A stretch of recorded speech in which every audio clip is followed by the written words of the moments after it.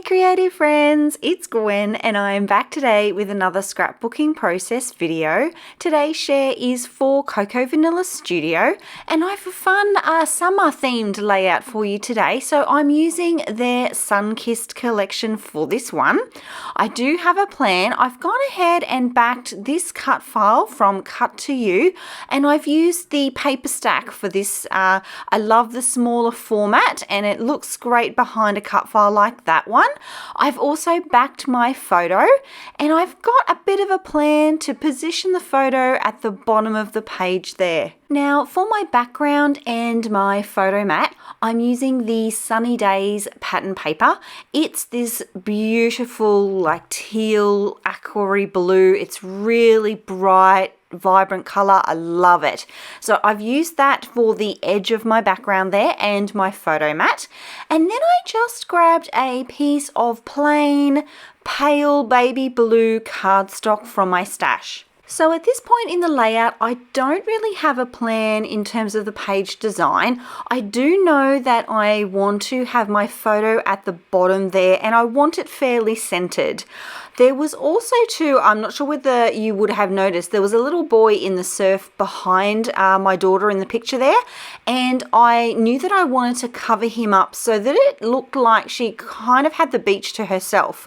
So the first idea that came into my mind for that was to add a rainbow and kind of extend a little sky, I guess, above the photo there. And you can see I've done that with a puffy sticker shaped in the shape of a sun and then two of the cloud elements. I also know that I really want to use some of the florals in this collection. This collection came with a die cut ephemera pack just of florals, and I did pull that out and go ahead and just sort them by color.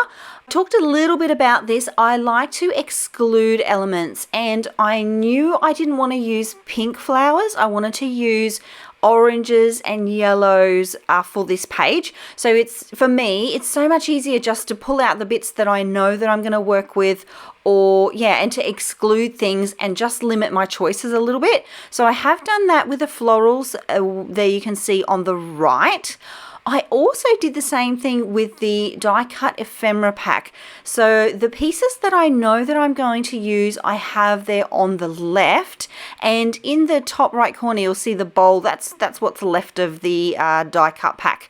So I know that I have gone through the pack and I've made the choices already that the elements that I'm going to try and position on my page are just those ones on the left there. Now, as I'm adding elements at about this point in the page, I have decided on 3 embellishment clusters. They'll be medium sized. The first one will be above the word sun there on the top row. The second will be in the top left hand corner of my photo, and then the bottom where I'm working there now, bottom right hand corner of my photo, will be the third one. And that will create a visual triangle and it will help draw the eye around the page. I will add here too that the only element that is stuck down is that cut file in the background and my photo. So for me, this is the fun part. This is the bit where I get to pull out all the little bits and pieces and create some lovely layers and group elements together to make my clusters. This one on the left here is going to end up being my main cluster. That rainbow piece is probably the largest of the die cut pieces that I add to this page. So I do back that one up with a couple of the larger florals as well. I am being a little bit careful at this point not to extend that cluster too high up though on the page. I want you to be able to read the words fun and sun along that top row. I understand and know that you won't be able to read them on the bottom 2 rows, but I feel like if you can read the top row, it'll kind of make sense that those words are repeated in the cut file down there.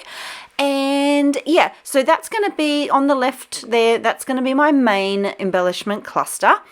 And I'm also going to make sure that I have similar elements in each of the clusters. So the 3 clusters will all include die cut pieces, namely florals. So see how I'm adding the florals up the top there? That's because at this point I realized that that cluster didn't have any floral elements in it at all. And I do skip with the banner there. I just go with the floral pieces. So each embellishment cluster will end up with floral pieces. Each of the clusters will end up in the end with a puffy element. So elements from the puffy sticker pack in this collection. And then each cluster will also end up with a wood enamel button. So I'm adding those now. The one at the bottom there's that blue starfish element. And then the one on the left there, sorry, did I say left or right? I don't know. The one on the left says Fun in the Sun, the pink one right there. And then the one at the top is a cute little rainbow. I found this to actually be a little bit of a trick. So if you're working on a page and you're thinking that your embellishment clusters aren't quite working together really well, check that, because often by adding just an extra little one element and making sure that each of your clusters have the same kinds of things in them, it can really round out your page. Okay, so it's got to the point where I'm now wanting to add in a few of the sentiments. These ones are from the accessory sticker sheet, and I found that it didn't quite fit there on the left, so I do have to scooch the rainbow over a little bit. The flower pieces come over a little bit as well, and then my little sentiment piece fits in there nicely. And that's exactly why I do not glue anything down until really towards the end. I really like to position everything and then lock it all into position. So if I had glued that rainbow down and the floral pieces, I wouldn't have been able to just scooch that over. And it really only went over maybe 1/2 centimeter. So I don't even know, 1/4 inch, probably not even that. But it was, yeah, I was able to do that because I hadn't glued everything down into position yet. I've also popped those elements up on 3D foam. I do like them raised a little bit off of my background there. Oh, things are getting serious. I'm gluing stuff down. So to do this, I'm actually just lifting up the pieces ever so slightly, especially the die cuts, and popping a tiniest bit of glue in underneath. I'm really careful not to lift everything up completely, because I find that when I do that, see, I'm just scooching it underneath, I find when I pull the element up completely, it never goes back in the same spot, and then I get frustrated. So the easiest way to avoid that for me is to, just lift the edge up and pop a little bit of glue underneath without moving anything. In a moment here, I'll turn my page, and that's just so that I can access that side of it again without having to lift it up fully. So just a little bit of glue, you don't need much, and it will lock those elements in place. And the layout's looking pretty well done at this point. I do just have a couple more elements to add, and off camera I do go back and add in a couple of the die cut hearts from the ephemera pack. They're quite small, and I kind of just sprinkled them on the page. You'll see them in the close-ups at the end of the video. I really do love the extra elements that came in this collection. Those puffy stickers and the wood enamel buttons, they're so cute and so fun to add to a page. Do you like those sorts of things, or are you more of a traditional, do you prefer like paper and stickers and die cuts more than those extra textural sorts of things? Let me know.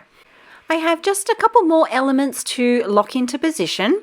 So if you like the way that I scrapbook, or the way that I chat about the way that I scrapbook, I would love it if you would give this video a thumbs up. If you're new, welcome, hello. Feel free to subscribe to see more videos just like this one.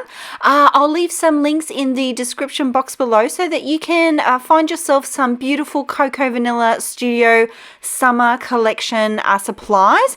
And I will see you all in the next one. Until then, bye!